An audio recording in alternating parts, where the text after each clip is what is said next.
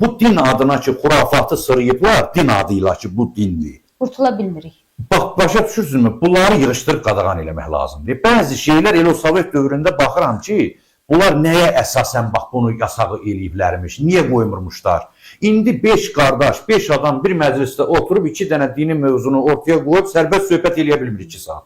Dərhal biri bu məzhəbin tərəfdarı çıxmış olur, dərhal bu filan müştehidin fətvasından vəssalam münasibət pozulur. Digər kökəf eş işrət məclisində oturan 5 adam oturur, 5 saat yiyir, sonra da öpüşür, görüşür, çıxır, gelir. Bunlar da deyir ki, onlar şeytanın yolundan.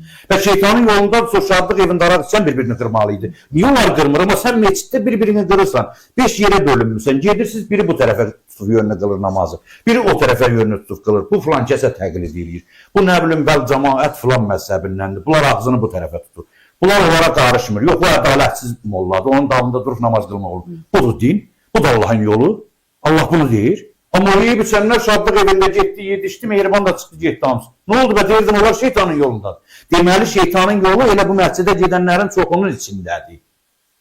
O gedib, o cür azad həyat yaşayanların içində deyil. Mən bunu deməliyəm, mən bu həqiqəti mən deməliyəm. Reallıq budur. Cəmaat ona görə dönür ateist olur. O gün mənə sual vermişlər ki, niyə son dövrlər insanlar ateizmə gedir? Görür, budur, 1-2 saat qulaq asır, intellektual, kübar adamdır, deyir, ha bu nədir? Mən də bunu kimi gedim orada. Yanlış təbliğatın Salam deyir ki, mənə lazım deyil o dünya filan, mən dini yanlış gedim insan kimi yaşayayım. Buyurun.